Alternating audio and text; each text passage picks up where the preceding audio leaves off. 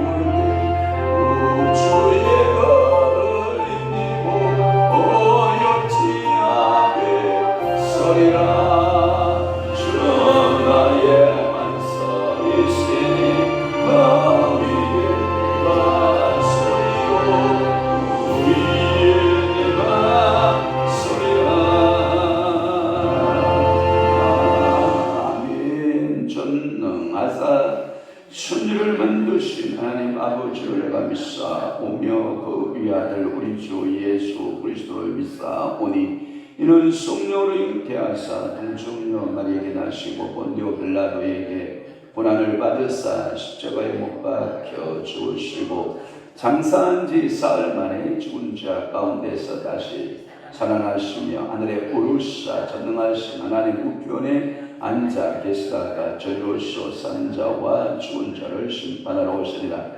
성령을 믿사오며 거룩한 공예와 성도가 교통하는 것과 죄를 사해 주시는 것과 몸이 다시 사는 것과 영원히 사는 것을 믿사옵나이다. 아멘. 또 하는 자는 다툼을 일으키고 성내는 자는 범죄함이 많으니라. 주여 오늘도 내 심령 가운데 하나님 또 하는 자는 다툼을 일으키고 성내는 자는 범죄함이 많다라고 했사오니 주여 오늘도 내 속에서 분노가 예수의 이름으로 제거될 수 있도록 성령님 저들을 사로잡아 주옵소서. 오늘도 온유와 겸손을 따라 살아가는 아름다운 성도들 따르도록 우리 아버지가 축복하여 주옵소서.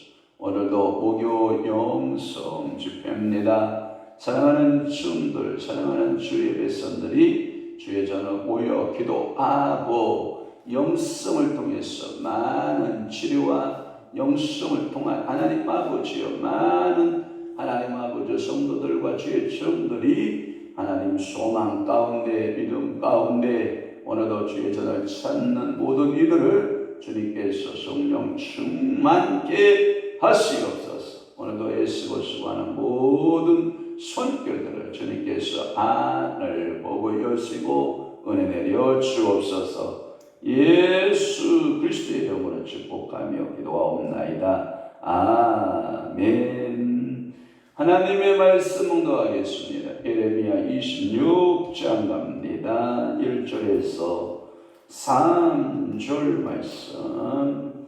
합독합니다. 26장 1절 시작. 유다의 왕 요시야의 아들 요야김이 다스리기 시작한 때에 여호와께로부터 이 말씀이 임하여 이르시되 여호와께서 이와 같이 말씀하시니라. 너는 여호와의 성전들에 서서 유다 모든 성읍에서 여호와의 성전에 와서 예배하는 자에게 내가 네게 명령하여 이르게 한 모든 말을 전하되 한마디도 감하지 말라. 그들이 듣고 혹시 각각 그 악한 길에서 돌아오리라. 그리하면 내가 그들의 악행으로 말미암아 그들에게 재앙을 내리려 하던 뜻을 돌이키리라. 아멘. 오늘 예레미야 26장 1절에서 3절 말씀을 중심으로 해서 예레미야의 성전 설교라고 하는 말씀으로 은혜를 받도록 하겠습니다. 예레미야의 성전 설교, 정확한 표현은 성전들에서의 설교입니다. 성전들에서의 설교. 어디에 나오냐면 2절 말씀에 보면 너는 여호와의 어디에서 성전들에 서서 이렇게 말씀하고 있거든요. 그래서 예레미야의 성전들 설교, 성전 설교 이렇게 말하죠. 예수님께서 산에 올라가셔서 설교하면 그 무슨 설교가 되고 산상 설교가 되고 예수님께서 베드로의 배를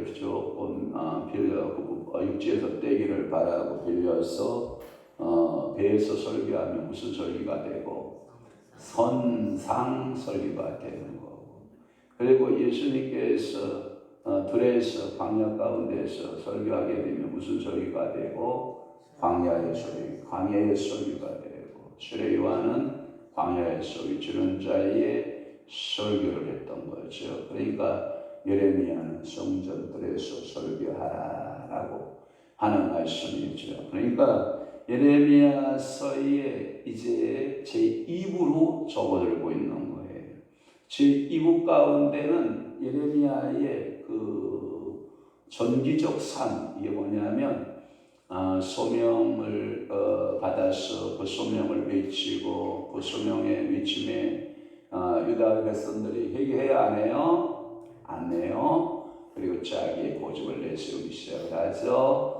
그때 하나님의 계획과 하나님의 통치가 또 나타나죠. 그리고 하나님께서 예레미야를 통해서 자역하고자 하는 일들이 나타나는 그 일들을 자기적 개인의 삶에 적용을 해서 그 말씀들을 풀어가고 서술하는 것을 편집자 누가 바르기가 서기관이죠. 서기관 바르기가 예레미야의 삶을 요약하고 정리해서 오늘 우리에게 예레미야서를 주셨다라고 보면 틀림이 없을 것입니다. 예레미야의 행동은 주격을 그 한 예언으로 그에게 눈이 돌아가고 있는 것을 묘사하고 있어요. 그래서 이 예언의 근거는 또 역시 여호와께로부터 여호와로 이런 말씀들을 많이 쓰고 있는 것이 예레미야의 예언의 특징입니다. 그러니까 예레미야는 자신의 이야기를 하는 거예요? 아니면 여호와 하나님의 말씀을 하는 거예요? 여호와의 말씀을 하는 거예요. 그러니까 오늘도 예언을 한다고 하면서 여러분 자기 말 하면 돼요? 안 돼요? 안 돼요. 자기 뜻 얘기하면 안 돼요. 오직 하나님의 뜻, 하나님께서 그 영혼들에게 향하신 그 하나님의 말씀들을 하게 되는 것이죠. 그래서 이 예언의 시기가 일부가 26장 또는 35장, 36장 그 시기를 정확하게 표현하기를 여호야김이 다스리기 시작한 때로, 그러니까 여호야김 원년이에요. 그러니까 왕으로 이렇게 딱 즉위하자 하나님께서 예레미야의 입술에 예언을 담아두고 그리고 성전들에 서게 하시고 그리고 그 예언의 말씀을 전하게 했다. 그러니까 여호야김 시대로부터 그 위에 이제 시드기야의 시대와 그리고 예루살렘이 함락한 이후까지 예언자의 삶으로 이제 그는 살아내는 겁니다. 그래서 오늘 본문에 특별히 예레미야 26장은 성전 설교고요. 27장에서부터 29장까지는 유다에 대한 경고의 내용이고 또 30장에서부터 31장은 또 하나님은 책망 가운데 심판 가운데 중간중간 위로해 안 해요? 위로해요. 누가 그러더라고요? 그러니까 애굽에서 젖밥꿀이 흐르는 땅에 들어가기까지 아마도 여러분들에게 엘림이라고 하는 곳이 없었다면, 쉼의 장소가 없었다면 이스라엘 백성들은 너무나도 힘들었을 것이다라고 하는 거예요. 그러나 하나님께서는 엘림뿐만 아니라 그 위에도 42곳 중에서 쉼의 장소들을 42곳을 주신 것이다, 이렇게 보는 거예요. 한 예를 들어서 여러분들은 마라의 스물 할 때 이 마라 이걸 쓰다 하니까 저주받은 물이다 이렇게 생각을 하지만 아니죠. 하나님께서는 이 마라의 쓴물을 달물로 바꾸어주는 기적을 또 보여주고 나는 너희들에게 이러한 기적의 하나님이다. 나는 너희들에게 쓴물 먹이는 하나님이 아니라 인생의 쓴물을 먹을다 할지라도 단물로 바꿔주시는 여호와다. 이것을 계시하기 위해서 제시하신 내용이라고 보거든요. 그렇다고 하면 42번 동안이 전부 위로기간이에요. 그러니까 여러분들이 우리 인생이 보달뿐만 있는 게 아니라 순간순간 무엇을 주신 하나님? 쉼을 주신 하나님. 그러니까 여러분들이 인생길은 항상 힘듦만 있는 것이 아니라 모두 주어진다? 쉼도 주어진다. 여러분들이 그렇게 생각하실 수 있기를 바랍니다. 그래서 신앙생활의 고달픔 중에서도 하나님은 위로해 주시는 하나님이죠. 사실 예수님이 가는 곳마다 고난의 역사가 시작이 됐고 많은 죄아들이 고통 가운데 있었다고 해요. 그렇지만 늘 그런 건 아니었어요. 예수님하고 다니면서 병든 자들, 귀신 들린 자들 치유하고 축사하고 또 잔치의 집에 들어가서 함께 즐기고 함께 나누고 심지어는 최후의 만찬도 떡과 포도주를 나누면서 너희들이 인생 가운데 최고의 목적은 내 살과 피를 먹는 것이다. 이것이 영생의 음료가 되고 영생의 양식이 될 것이다. 이렇게 의제자들을 위로해 갔던 것을 우리는 볼 수가 있거든요. 성령님도 오셔서 제 아들을 몰아붙이지 몰아붙이기 이렇게 하신 것이 아니라 성령님도 그 제자들을 위로하시고 두려워 떨고 있을 때 오셔서 샬롬 말씀하시고 또 무능력할 때 능력 주시고 그래서 성령 충만한 삶을 살아낼 수 있도록 그렇게 위로의 말씀이 들어있다는 거예요. 그러니까 전란 중에서도 전쟁 중에서도 여호와께서는 힘을 준다 안 준다? 준다. 오늘도 여러분들이 힘든 일을 만나도 하나님은 뭘 주시는 하나님? 힘을 주시는 하나님. 누가 그러더라고요. 음악에도 뭐가 있다? 쉼표가 있다. 음악에도 쉼표가 있다. 그러면 여러분들 인생에도 하나님 앞에 극한의 훈련을 받아도 하나님은 우리 인생에 뭘 주시는 하나님이다? 쉼표를 주시는 하나님입니다. 그래서 위로의 말씀이 들어있고요. 예루살렘의 포위 중에 에레미야의 모습이 에레미야 32장에서 38장까지 드러나 있고요. 최고로 이제 예루살렘이 함락받은 이후에 에레미야의 모습이 39장에서부터 45장으로 되어 있는 것으로 보아 표면적으로 보면 에레미야의 전기적 모습이지만 내면으로 들어가 보면 예레미야를 앞에 세우고 누가 역사하는 거예요? 여호와께서 역사하십니다. 그러니까 오늘도 하나님은 나를 앞에 세워놓고 내 배후에서 뭐 하신 하나님? 일하시는 하나님. 그러니까 이것을 가리켜서 보이지 않는 손이라 이렇게 말씀하고 있거든요. 그러니까 오늘도 나에게 보이지 않는 손이 역사한다 안 한다? 한다. 그러니까 나는 항상 그분의 손에 수족이 되어서 그분의 일을 감당하는 믿음의 종도 되시기를 바랍니다. 그래서 예레미야의 성전 설교는 1차적으로 우리가 살펴봤어요. 7장의 1절에서부터 15절 말씀에 보면 예레미야가 성전의 뜰에 서서 설교를 했던 기억이 있어요. 그러니까 또 여호와께서 예레미야야, 너는 성전 뜰에 서서 내 백성들을 깨웠으면 좋겠다. 너는 가서 외쳐라. 이 메시지를 입에다 넣어주는 거예요. 그러니까 오늘도 가장 좋은 설교자는 뭐다? 하나님의 뜻, 하나님의 계획, 하나님의 섭리를 그 입에 담고 그 말씀을 뭐 하는 거예요? 선포하는 거예요. 선포하면 그 하나님의 뜻이 전달되기 때문에 예언자의 삶은 항상 그 예언을 담고 있어야 돼요.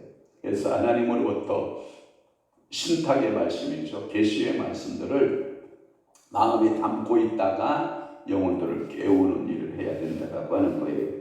그래서 이 예레미야가 성전뜰에서 설교했던 두 설교는 같은 사건으로 취급하는 것이 많은 사람들의 같은 의견이에요. 그런데 제가 늘 그랬잖아요. 예레미야의 그 편집하는 글들의 내용이 순서대로 되어 있다, 아니면 왔다 갔다 한다. 왔다 갔다 한다. 그러니까 7장이나 25장이 순서가 아니라 두 설교는 한 장소에서 같이 한 내용이지 않을까, 이렇게 보고 있는 것이 학자들의 견해다라고 하는 거예요.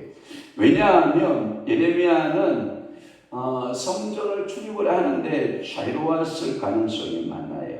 그래서 성전을 들락날락하면서 많은 설교를 했을 것이다라고 하는 것이 19장의 14절 말씀을 보면 여러분들이 잘 알 수가 있어요. 자, 예레미야가 여호와께서 자기를 보내서 예언하게 하신 도벳에서 돌아와 여호와의 집들에 서서 모든 백성에게 말하되라고 하니, 여호와의 집들 그렇게 번역이 됐는데 성전들 똑같아요. 알았죠?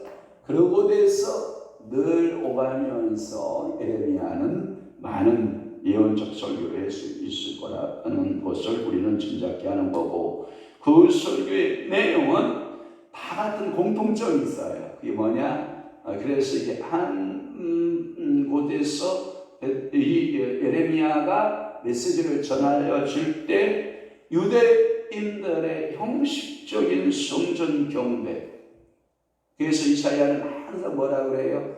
너희가 내게서 떠났다. 그런데 너희는 내 성전만 밟을 뿐이다. 그리고 여호와 하나님 앞에 제물 드린다고 하고 소 잡고 양 잡고 염소 잡고 비둘기 잡고 밀가루 예바 드린다고 하지만 너희 신령은 내게서 뭐하도다? 멀도다. 이러면 차라리 성전 문을 좀 닫아라. 내가 그 기름 냄새에 질렸고 내게 형식적으로 예배드리는 그 모습을 나는 볼 수 없노라. 이렇게 이사야 선지자는 말씀하고 있는 것을 볼 수 있거든요. 그러니까 형식적인 성전 경배를 경계할 뿐만 아니라 회개하고 순심으로 나에게 뭐하라? 돌아오라는 거예요. 그러나 그의 설교의 내용에 지중 하나, 여기서는 그 결과에 중점을 두고 있는 것을 볼 수가 있고, 여기 내용은 예레미야의 성전 설교와 그 결과 그가 잡혀요. 또 설교했다고 잡혀가고, 그리고 재판을 받는 내용들이 10절에서부터 34절, 24절, 10절에서부터 24절까지 이어지고 있다고 하면, 여러분 예수복음 증거한다고 여러분 자랑하는 사람 있어요? 없어요? 없어요. 우리는 참 좋은 시대에 살고 있어요. 예레미야의 시대는요, 이 하나님이 통치하는 신정국가였다니까요. 그럼에도 불구하고 그 통치자에게 설교를 한다고, 메시지를 한다고 오게 봐두는, 그리고 물 없는 구덩이에 갇혀서 굶겨요. 거반 죽을 만큼 굶겨요. 여러분 설교하다가 굶어 봤어요? 여러분 핍박 받아봤어요? 저는 못 받아봤는데 주변에서 시끄럽다는 소리는 저 가끔 들었지만 제가 원래 목소리가 좀 크다 보니까 그렇게 시끄럽다는, 근데 여기 오니까 또 시끄럽다고 할 사람들도 많잖아요. 그렇다고 하면 오늘도 여러분들의 복음을 증거하는 데 있어서 하나님 아버지 앞에서 늘 말씀을 받고 그 말씀을 전하는, 그래서 오늘 본문의 1절을 풀면 여호야김이 다스리기 시작한 때, 시간을 말해요. 어느 때 설교가 이루어졌느냐, 한글판 성경에는 여호야김 즉위 초예요. 그래서 즉위 초에 그 여호야김 아버지의 왕은 요시야라는 왕이죠. 그러니까 선정을 베풀었던 요시야, 8살의 왕이 되어 그렇게 나라를 복음적으로 말씀적으로 그 하나님만을 섬기는 나라를 만들려고 그의 아버지는 그렇게 발버둥을 쳤는데 그의 아들들 시드기야나 여호야김 그 아들들이거든요. 왜냐하면 시드기야가 자녀 없이 죽게 되고 그리고 그 작은 아버지가 또 왕이 되고 아들들이 왕이 세 번째 왕까지 아들들이 요시야 아들들이 왕이 되거든요. 그럼에도 불구하고 빛의 한 줄기의 여호야김의 영적 흐름이 그 자녀들 속에 있느냐? 없다는 거예요. 저는 가끔마다 우리 안사람한테 제가 이런 얘기를 해요. 여보, 우리는 그 나이 때 개척하고 그 나이 때 아이 생산해서 그 나이 때 우리는 목회가 32살이면요 목회 5년차예요. 목회 5년차 우리 세계를 달라고 세계를 꿈을 안고 우리 기도했던 그때인데 저것들은 야구나 보러 다니고 생각이 있는지 없는지 모르겠다. 우리만큼 우리 딸들이 신앙생활을 해줄까 하면 우리 한 사람은 무한 긍정이에요. 자기 딸에 대해서는 아주 무한 긍정. 걱정하지 말라고. 우리보다 더 잘할 것이다. 기도에서 응답받아서 한 얘기인지 자기 자신의 이야기를 하는 건지는 모르겠지만 기도 받고 응답받아서 하나님의 계시를 받아서 한 얘기면 제가 할렐루야 아멘 하겠지만 영 그렇지가 않으니까 찝찝하니까 여보 기도해야 된다니까. 기도해야 하나님이 그들에게 역사하기 시작을 한다니까. 기도 안 하겠어요. 애비가 되게 해서 다 기도하겠죠. 그러나 그런 생각을 해보는 거예요. 왜 아버지가 그렇게 하나님을 경외하고 섬겼던 그 영적 DNA, 좋은 유산의 DNA가 왜 우리 자손에게 찾아볼 수 없느냐는 거였어요. 저는 감사한 게 있어요. 이런 게 뭐가 감사하냐면 우리 어머니가 모친께서 이런 말을 해요. 그래도 나보다 너네들이 신앙생활을 더 잘하는 것 같아서 고맙다 이렇게 말을 해요. 열심히 믿음의 생활을 살아주는 것이 고맙다라고 하는 거죠. 여러분 소망 아니에요? 여러분들의 꿈이 여러분들의 자녀가 나보다 더 신앙생활 잘하는 게 꿈 아닙니까? 여러분들의 자녀들이 언제 새벽기도 해보겠습니까? 언제 여러분들의 자녀들이 목요 영성 집회에 와서 성령이여 기름 부으소서 하고 춤추며 찬양하고 이런 날이 오겠습니까? 성령님 앞에 민감하게 반응하고 성령님 앞에 감사하는 그런 자녀가 언제 되겠습니까? 여러분 요시야의 아들들은 이 시드기야는 결국은 이제 요시야가 이제 전투의 무기또라고 하는 전쟁지에 나가서 전산 이후에 그의 아우가 요아하스가 먼저 왕위에 올랐으나 3개월 후에 이제 그가 애굽의 포로가 됐고 그는 애굽의 바로 누구에 의해서 왕위에 오르게 되죠.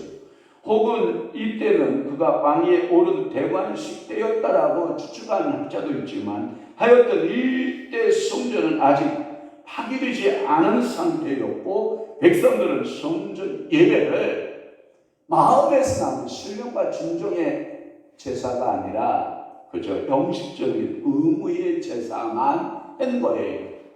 오늘 제가 아침에 4시 반에 일어나서 차 운전을 하고 나가니까 남포교회 박영선 목사님이 그렇게 설교하시더라고요. 우리 하나님 전능하신 하나님 아버지께서 우리를 대하시는 태도에 있어서 우리는 너무나도 자의식적인 해석을 많이 한다는 거예요. 그러지 말라는 거예요. 하나님이 우리를 통치하는 방법은 어디에 다 들어있어요? 성경에 다 들어있어요. 그러니까 여러분들이 성경을 안 보면 자꾸 하나님에 대한 오해가 생겨야 안 생겨요? 생겨요. 그러니까 내 생각에 오해를 뽑아내고 거기 하나님의 뜻, 하나님의 마음, 하나님의 의지, 하나님의 계획을 내 마음 심령 속에 넣기 위해서 여러분들은 바이블 성경을 항상 어떻게 해야 된다? 가까이 해야 된다. 성경 속에 아버지 계획이 없어요? 있어요? 있어요. 성경 속에 여러분들 하나님의 뜻이 들어있어요? 안 들어있어요? 들어있어요. 기도하면 여러분들의 성령께서 찾아오셔서 여러분들을 아버지의 뜻을 따라 끌어갈 수 있어요? 없어요? 있어요. 그러면 보세요. 예를 들어서 A라고 하는 중요한 어떤 결정을 해야 돼요. 그런데 이럴 수도 있고 저럴 수도 있는 상황이에요. 그때 여러분들은 뭐 해야 될까요? 아버지의 뜻이 어디에 있습니까? 물어봐야죠. A 형식이 아버지의 뜻입니까? B 형식이 아버지의 뜻입니까? 아니면 A도 아니고 B도 아니고 제3의 방법, C의 방법이 아버지의 뜻입니까? 내가 어떻게 살아내는 것이 아버지의 뜻을 이루는 것입니까? 내가 어떻게 하나님 아버지 앞에 반응하는 것이 하나님의 종으로서의 자세입니까? 내가 갖고 있는 건강을 어떻게 사용해야 되고 우리 자녀들을 어떻게 양육해야 되고 내게 주어진 물질을 어떻게 사용해야 되고 내 주변에 있는 사람들을 내가 어떻게 대해야 합니까? 라고 하는 질문을 여러분들이 하나님 앞에서 해봐야 그분의 정확하고 선명하고 뚜렷한 그 음성을 들은 사람은 흐리멍텅하게 살지 않는다. 똘방똘방한 삶을 살았다. 물질 앞에서도 똘방똘방한 판단을 하고 있고 사람들 앞에서도 사람들의 그 흐름에 따라가지 아니하고 어떠한 그 모든 그 결정권에 있어서 하나님의 뜻은 항상 당신의 뜻은 항상 옳았습니다. 당신의 결정은 항상 맞았습니다. 내 결정은 틀렸습니다. 내 결정은 잘못되었습니다. 나를 꺾어버리고 이 내 속에서 아버지의 말씀이 흥왕케 되어져가는 성도의 삶이 된다면 얼마나 행복할까 하는 것입니다. 2절 말씀에 여호와의 성전들의 손 예레미야의 모습을 봅니다. 백성들이 모이는 바깥들이었을 가능성이 많습니다. 그는 이곳에서 여러 번 설교했을 가능성이 많습니다. 여호와는 그에게 주신 말씀에서 한 말도 감하지 말라. 빼거나 더하지 말았으면 좋겠다라고 말씀하십니다. 하나님의 말씀에도 더하지도 말고 감하지도 말며 그대로 전해 주었으면 좋겠다라는 것입니다. 예레미야는 자신의 신변의 위험을 느껴 어떤 말 예루살렘의 멸망 같은 것을 감하고 싶은 유혹마저도 있었을 거라고 생각합니다. 자신을 향하여 핍박을 당하는 사람들에게 거짓된 축복과 거짓된 평안을 말하고 싶을 욕망도 유혹도 있었으리라고 저는 생각이 됩니다. 그러나 그는 단호하게 모든 것들을 거절한 채 하나님의 말씀 그대로 북쪽에서부터 빌려오는 이 바벨론 군대는 이 예루살렘을 멸망하게 될 것이고 모든 자녀들은 바벨론 땅으로 끌려가게 되는 귀족들이 끌려가게 된다라고 하는 그 메시지를 그대로 전함으로 예레미야에게 다가오는 것은 박해였다라고 하는 것입니다. 이 박해는 우리가 감당하기 어려운 박해였다라고 하는 것입니다. 여러분들이 복음을 그대로 증거하였더니 박해가 왔다면 여러분들은 아마도 약간은 조금과 타협하고자 하는 그런 마음의 의지가 우리에게 있을 것입니다. 그러나 예레미야는 조금도 그들과 타협할 생각이 없었습니다. 왜냐하면 아버지가 그들과 타협하기를 원치 않았기 때문인 것입니다. 오늘 본문의 또 3절 말씀에 보면 혹시 각각이라고 하는 단어를 쓰고 있어요. 여기서 보면 제가 설교 준비하다가 회개라고 하는 것은 공동체의 회개도 중요하다. 그러나 우선순위 회개가 필요하다. 각각의 회개다. 이 각각의 회개는 개인이 하나님 아버지 앞에 먼저 회개함이 필요하다. 우리가 교회를 살려달라고 교회의 죄악을 회개하는 것보다 더 중요한 것은 내 개인적 죄를 먼저 회개함이 필요하다. 내 남편이 말씀대로 살지 못하는 것에 대하여 질책할 것이 아니라 내가 하나님의 말씀대로 살지 못하고 남편 앞에서 내가 모범적인 성도의 삶을 살아내지 못한 것을 먼저 회개하고 다른 사람의 죄 때문이다. 누구누구의 죄 때문이다. 어느 목사의 큰 교회 목사들의 죄 때문이다. 제가 어저께도 그런 얘기를 했는데 목사님도 그 위치에 가면 더하면 더할지 들어가진 않을 것 같아요. 제 꼬라지를 보니까 저는 그 위치 정도 들어가면요 아마도 대한민국 땅뿐만 아니라 전국 곳 아니면 전 세계적인 땅을 살아 돌아다녔을 것 같다. 그러니까 우리가 반말하기 쉬운 말로 우리는 말하기는 좋아하지만 그것을 내 말로 갖고 내가 회개하려고 하지는 않는다라고 하는 거예요. 예루살렘과 유다에는 아직도 한 가닥의 소망은 있어요. 한 줄기의 빛은 있어요. 그게 뭐냐? 회개라고 하는 빛이 들고 있다는 거예요. 그 메시지를 증거하고 있는 예레미야가 있었다라고 하는 거예요. 여러분들 구약의 말라기가 끝나고 이 신약이 올 때까지 400년 동안 암흑기가 있다는 거 여러분 아세요? 신구약 중반사가 있었다는 거 여러분 아셔야 돼요. 그 암흑기에 하나님은 한 줄기 빛을 준비한 거죠. 누구예요? 세례 요한이었죠.